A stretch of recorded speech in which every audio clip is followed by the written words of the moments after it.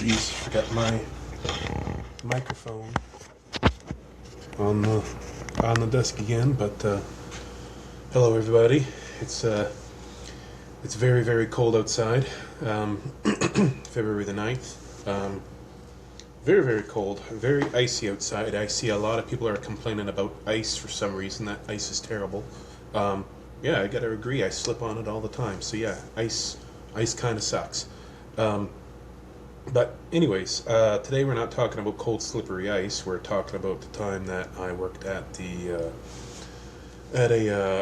what I would call a fish plant. I don't know what other people on the planet call them. If they just call them fish shops, fish stations, or just working at the wharf, or whatever you want to call it. But yeah, so around here.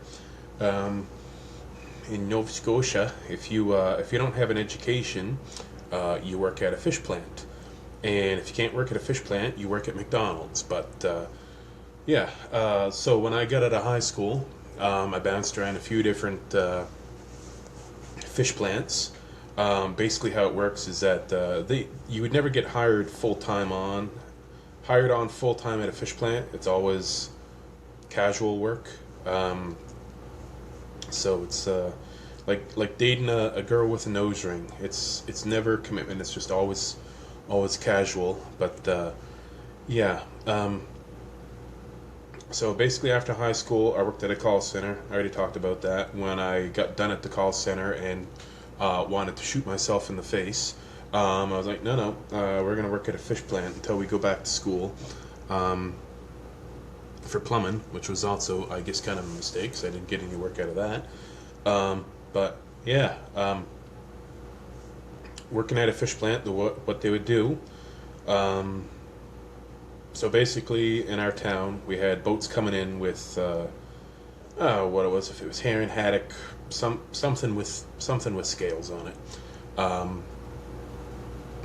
They would bring in all the fish, and it was usually like from like springtime until like Thanksgiving time. That was the season when the fishies would come in. So what they would do, you would listen to the radio, or they would make a Facebook post. But when I was in high school, nobody used Facebook for recruiting people. They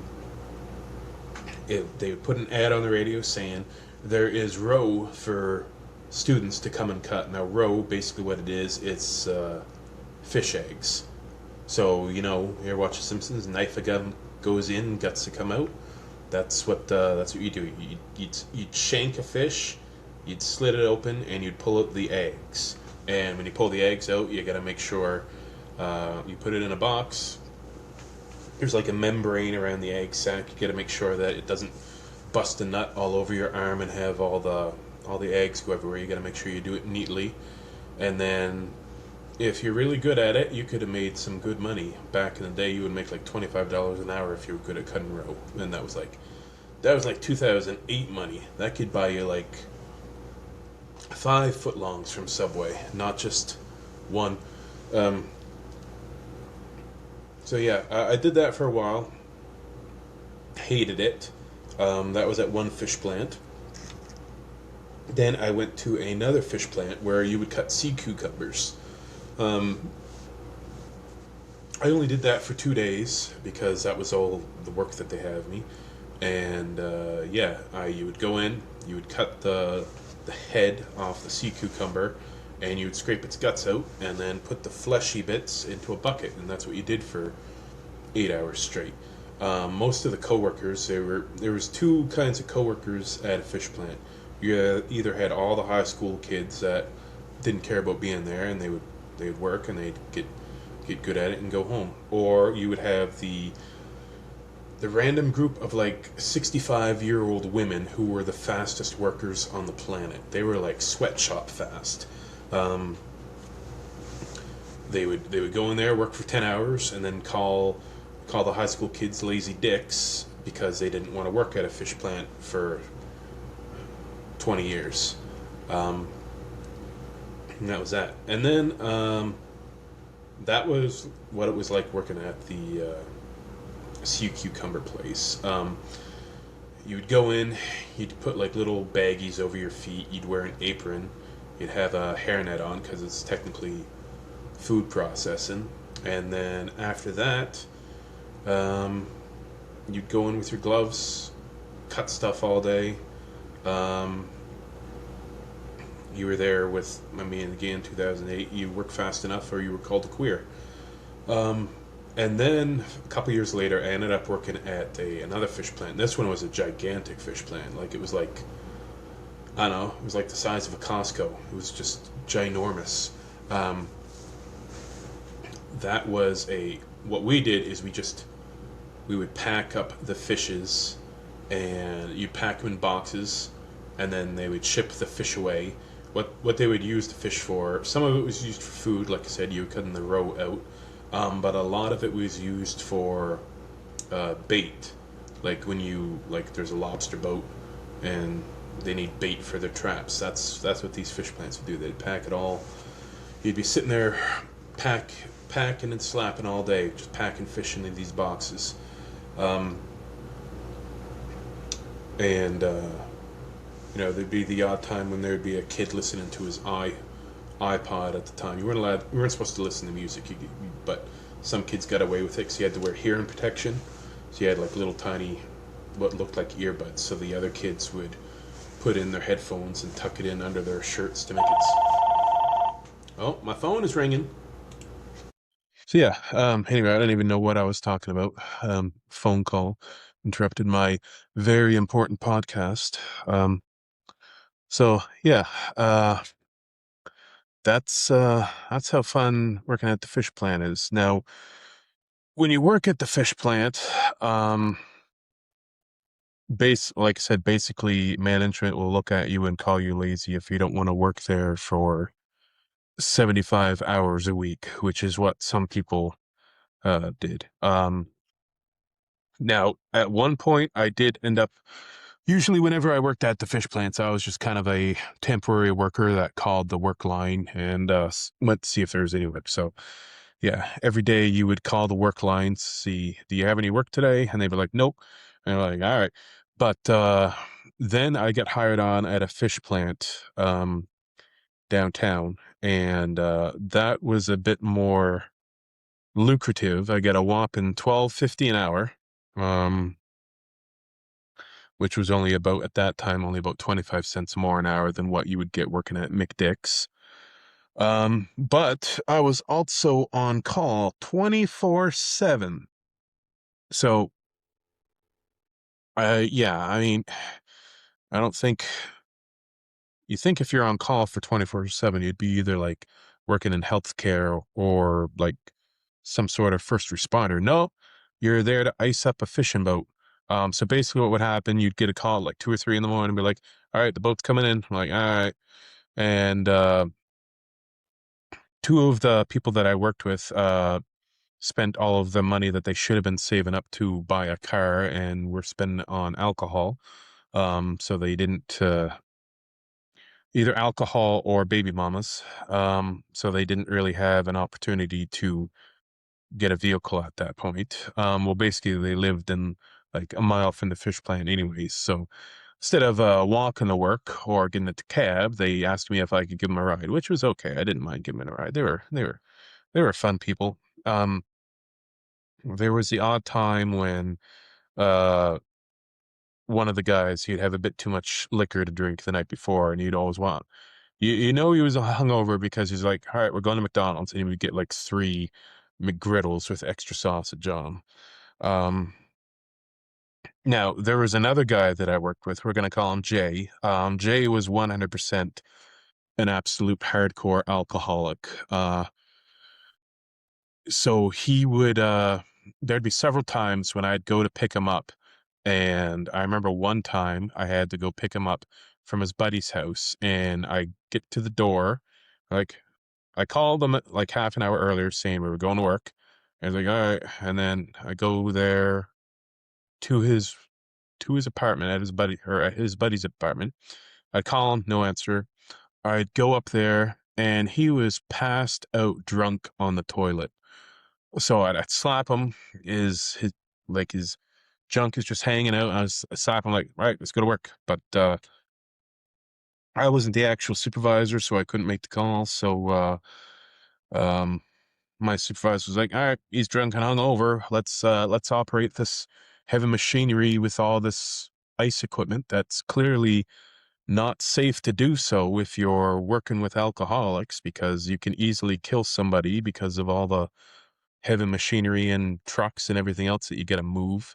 So basically, I was on the ice crew. A boat would come in with their catch of fish, and we had to load up a tanker truck full of ice.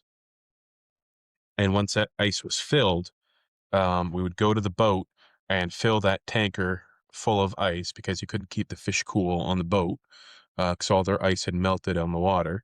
So we'd load it up full of ice, which you went into a freezer, and in like a big giant freezer, like I don't know, like 500 square feet, and it would be like a mountain of snowy ice with a grate with like a conveyor belt in the middle of the floor. You would waffle stomp the ice down, and there was like like a spiral thing that would spin and drag the ice out.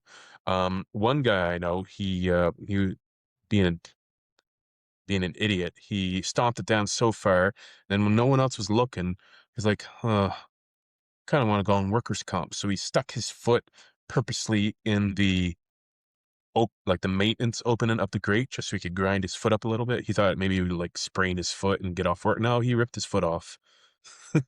So yeah, that's the way that went. Um and then so there was two different ways we would load up the ice. So we had two ice plants, one like a mile up the road from the fish plant, and then one next to the fish plant. And we would go depending on which boat came in because different boats were different sizes and you needed to go to wherever they could fit.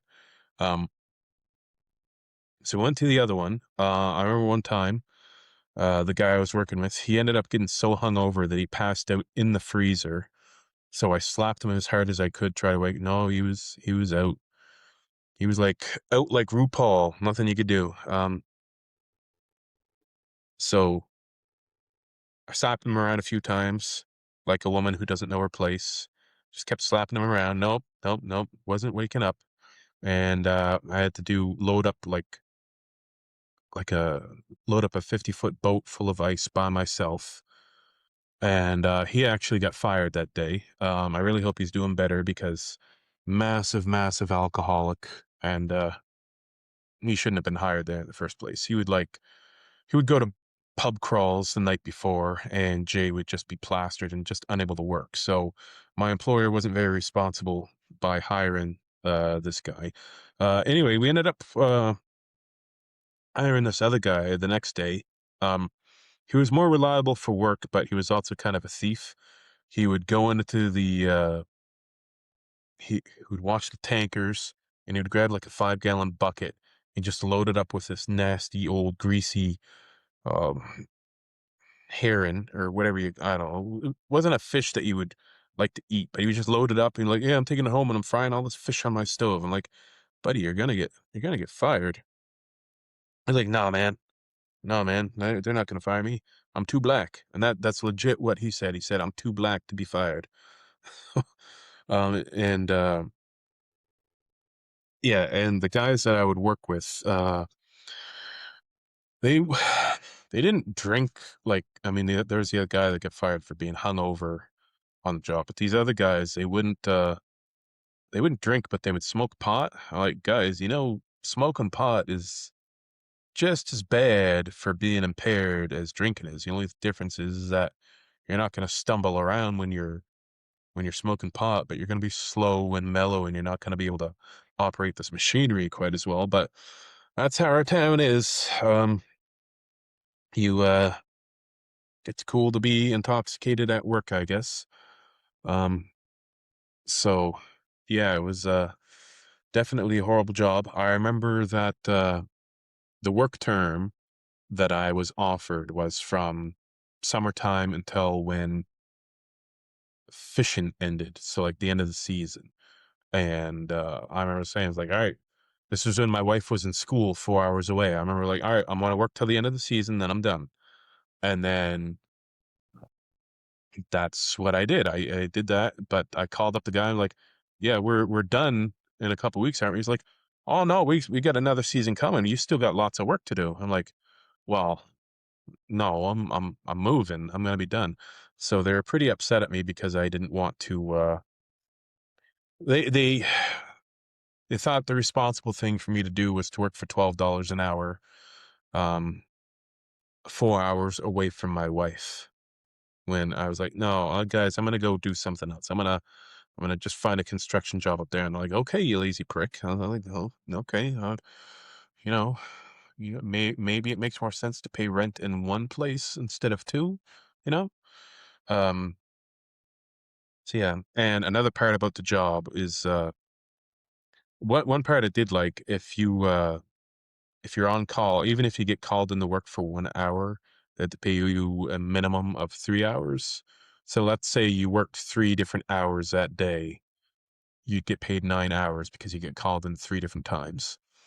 Um, I remember one thing I did not like about working there is that I actually broke my ankle um, off, like not while I was working. I broke my ankle at my house because I was climbing out of the cellar and the step ladder broke. Um, So I broke my ankle, and I was no cell reception, so I had to drive to the hospital with a broken ankle. So don't do that, kids. It's not very fun. So I kept calling my buddy's cell phone. I must have called him 20 times that night, and no answer. So like, all right, I'm at the hospital, and then he calls me. He's like, yeah, we got some boats to load up. I was like, oh, didn't you hear me? I'm at the hospital. I broke my ankle. He was like, oh, that's cute. And he hangs up on me. So I'm like, okay. So yeah, it's like what kind of puss breaks his ankle and doesn't go to work the next day. So that's the kind of work I had to deal with. Um yeah, fish plants are okay, but you're better off working at McDonald's. It's more honestly, you might get paid the same amount and it's more reliable and you get some free nuggets out of it. So yeah, go for the nuggies. That's it.